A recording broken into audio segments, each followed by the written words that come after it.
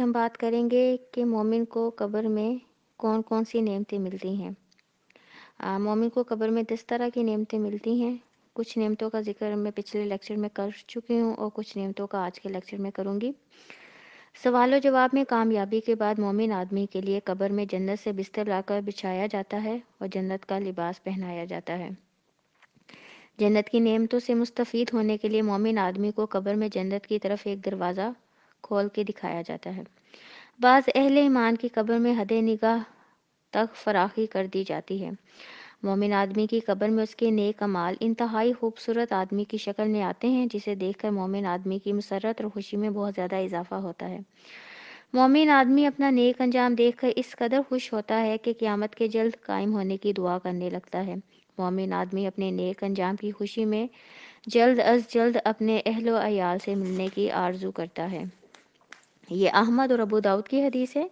हज़रत बर्रा बिन आजिब रज़ियल्लाहु तआला अन्हु कहते हैं, आप सल्लल्लाहु अलैहि वसल्लम ने फरमाया, मोमिन बंदे की कब्र में 2 फरिश्ते आते हैं जो उसे उठाकर बिठा देते हैं और पूछते हैं, तेरा रब कौन है? मोमिन आदमी कहता है, मेरा रब अल्लाह है। फरिश्ते पूछते हैं, तेरा दीन कौन सा है? मोमिन आदमी कहता है, मेरा दीन इस्लाम है।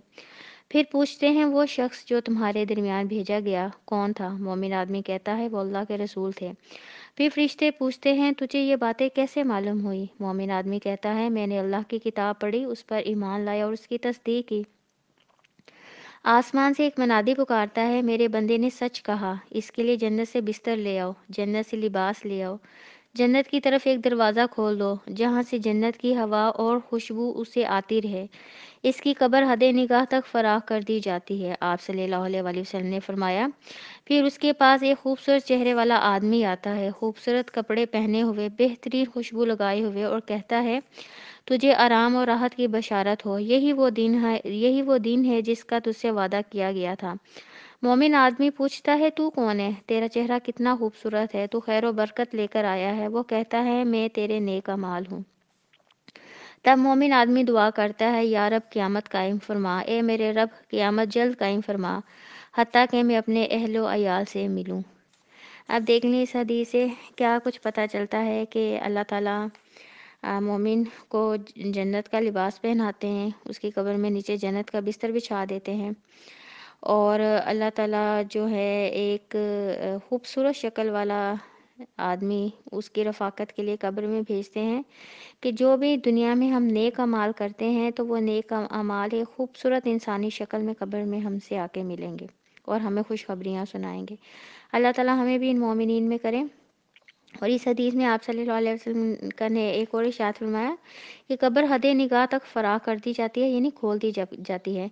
जबकि दूसरी हदीस में 70 हाथ यानी 35 मीटर फराख होने की भी खबर दी है। एक हदीस में सिर्फ 70 हाथ लंबी और दूसरी जगह 40 हाथ लंबी कब्र को फराख करने की भी खबर दी गई है। ये फ़र्क अहले ईमान के ईमान और नेक अमाल की कसरत और किल्लत की वजह से होगा। अब देख लें, जिसके अमाल जितने ज़्यादा दुनिया में नेक होंगे, उतनी ही अल्लाह ताला उसकी कब्र को कुशादा कर देंगे। अब आपने और मैंने देखा है कब्र कितनी तंग सी होती है कि इंसान उसमें करवट भी नहीं ले सकता। लेकिन जितने ज़्यादा नेक अमाल हम दुनिया में करेंगे, उसी हिसाब से अल्लाह ताला जो है हमारी कब्र को उतना ज़्यादा खुला कर देंगे। अल्लाह ताला हमें भी इन मोमिनीन में शामिल फरमाए, आमीन। बाज़ अहले ईमान की कब्र में 70 हाथ फराख कर दी जाती है। अहले ईमान की कब्रों को नूर से भर दिया जाता है। मोमिन आदमी अपने नेक अंजाम से अपने अहलो अयाल को आगाह करना चाहता है, लेकिन उसे इजाज़त नहीं दी जाती। मोमिन आदमी को बड़े अदब और एहतराम से क़यामत तक आराम और सुकून की नींद सुला दिया जाता है। फिर उसे वो क़यामत के रोज़ दोबारा उठाया जाएगा। सवाल और जवाब में नाकामी के बाद मुनाफिक आदमी को कब्र की दीवारें शिकंजे की तरह जकड़ लेती हैं। मुनाफिक आदमी क़यामत तक मुसलसल इसी अज़ाब में मुब्तला रहता है।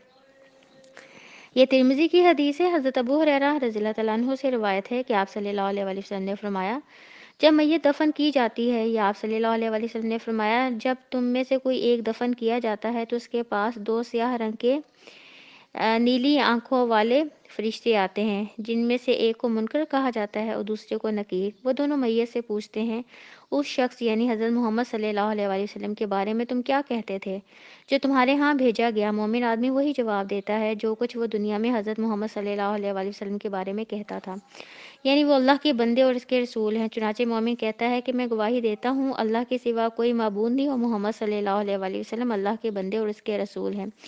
دونوں فرشتے کہتے ہیں ہمیں معلوم تھا تم یہی جواب دو گے۔ پھر اس کی قبر 70 در 70 ہاتھ فراخ کر دی جاتی ہے، قبر کو روشن کر دیا جاتا ہے اور پھر اسے کہا جاتا ہے سو جا۔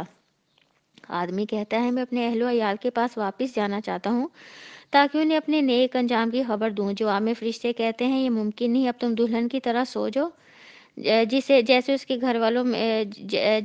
گھر والوں میں سب سے زیادہ محبوب ہستی یعنی خاوند کے علاوہ اور کوئی نہیں جگاتا۔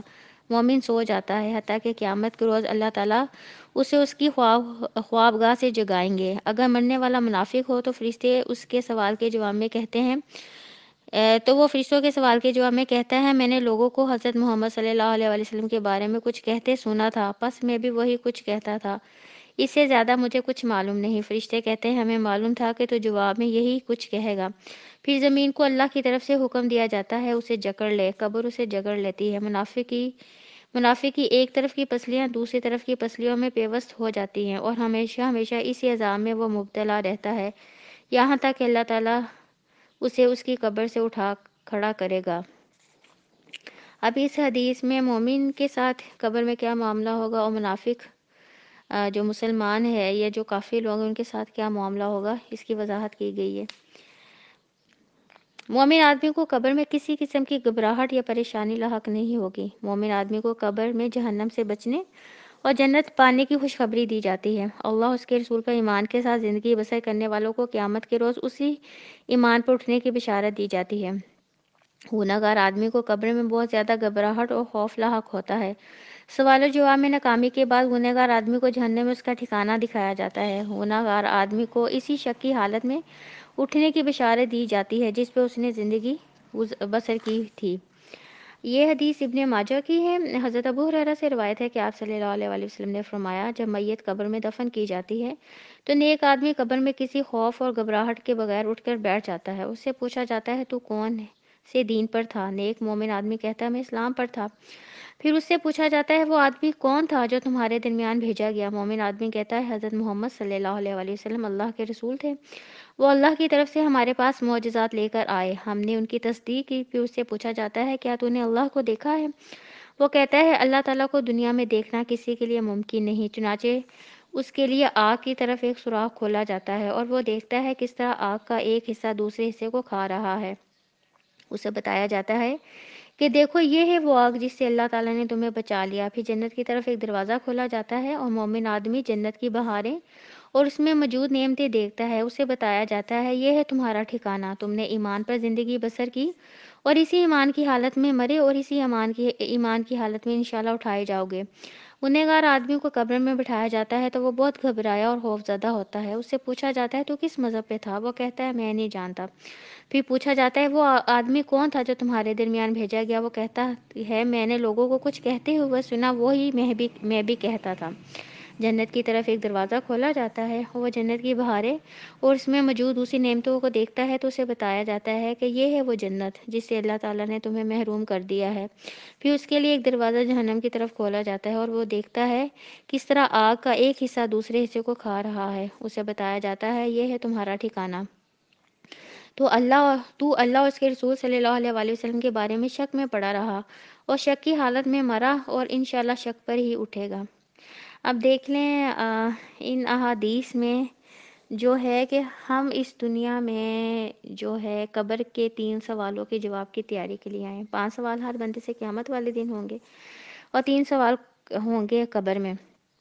من ربو کا، ما دینو کا، من نبیو کا، تیرا رب کون تھا، تیرا دین کون سا تھا اور تیرے آخری نبی کون سے تھے۔ اب دیکھیں اگر ہم نے اس دنیا میں ان 3 سوالوں کی تیاری کر لی اور ان سوالوں کے مطابق اپنی زندگی گزار لی تو اللہ کی توفیق سے یہ ساری کی ساری نعمتیں ہمیں ملیں گی۔ اور اگر خدا نہ خواستہ ہم ان سوالوں کی تیاری نہ کر سکے اور اپنی زندگی ان سوالوں کے مطابق نہ گزار سکے تو پھر دیکھ لیں منافق مسلمان یا کافروں کے ساتھ اللہ تعالیٰ قبر میں کیا